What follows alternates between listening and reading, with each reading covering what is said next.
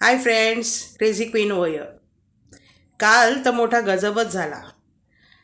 मला तुम्ही सांगा, वॉशरूमची एरिया किंवा बाथरूमची एरिया इकडे जो सोफा छोटा ठेवलेला आहे, मिनी सोफा, ओके, तो कशासाठी ठेवला आहे तुम्ही मला सांगा. जर आपण आपलं डोकं वापरलं तर एवढं समजतं की कोणाला जर पॅन्ट्स चेंज करायचे आहेत किंवा फुटवेअर चेंज करायचं आहे किंवा काही शॉर्ट्स वगैरे घालायचे तर माणूस बसून आरामात घालू शकतो. हा त्याचा पर्पज आहे. ओके, किंवा एखाद्याला बसून ब्रश करायचा आहे सकाळी तर तो बसून आरामात ब्रश करू शकतो. या गोष्टीसाठी तो सोफा तिथे ठेवलेला आहे. ही एक कॉमन सेन्स आहे. बरोबर आहे. तो सोफा काही तिथे गप्पा मारायसाठी तर नक्कीच ठेवलेला नाही.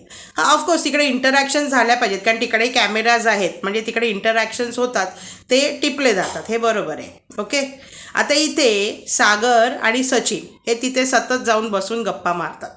आता मला तुम्ही सांगा, ठीक आहे, for the purpose of 1 minute 2 minute it's okay, पण ते 10-10 15-20 मिनटं तिथे बसतात.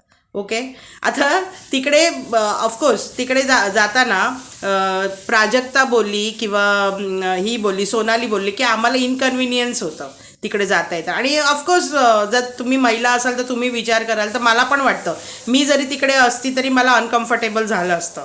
कारण कोणी पुरुष बसलेलं असताना आपण वॉशरूममध्ये जाणार येणार, आपल्याला काही चेंज करायचं असतं, आपण काही थोडे कपडे आपण चेंज करतो, आपले कपडे वेगळे असतात, बाहेर येऊन मग आपल्याला ते कन्व्हिनियंट होतं वगैरे सगळं असतं. ओके, त्याप्रमाणे त्यांचं बरोबर होतं. आता मी इकडे म्हणते, सागरला तिकडे बसून काय वास घ्यायचे आहेत का? टॉयलेटमधले सगळे वास येतात ते त्याला आवडतं का घ्यायला? हे किती हायजेनिक आहे हे मला सांगा तुम्ही. हां, कोण बसेल अशा ठिकाणी? आणि वरून तो आर्ग्यू करतो जेव्हा त्याला सांगायला आला कॅप्टन की बाबा तुम्ही इकडे बसू नका, बायका जरा कंप्लेंट करतात, तर तो वरून आणखीन आर्ग्यू करतोय की नाही नाही, आम्ही इथेच बसणार, आम्हाला इथेच बसायचं आहे. कितपत योग्य आहे? ओके, त्याच्यानंतर तो मोठा जोक झाला. बाहेर येऊन तो सोनालीला सांगतो की नाही नाही, मला माहिती आहे ना बायका कशी, मी 10 वर्ष बाईच्या भूमिकेत होतो. आता तुम्ही मला सांगा, एखादा पुरुष जर बाईच्या भूमिकेत 10 वर्ष आहे, त्याला बायकांचे प्रॉब्लेम समजतील का? हां, तुम्ही मला सांगा. जर तुम्ही पुरुष असाल तर तुम्ही मला सांगा, तुम्ही जर बाईच्या वेशात आहात म्हणजे तुम्हाला बायकांचे प्रॉब्लेम समजतात का? हां, नाही समजणार. म्हणजे हे काय? आणि तो वरून जोक मारतो की मी 10 वर्ष बाईच्या ह्याच्यात होतो. ठीक आहे, it's a part of a joke, हसायला आलं, खूप मजा आली.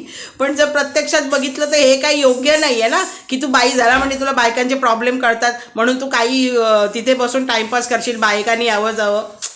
हे काही योग्यच नाही आहे.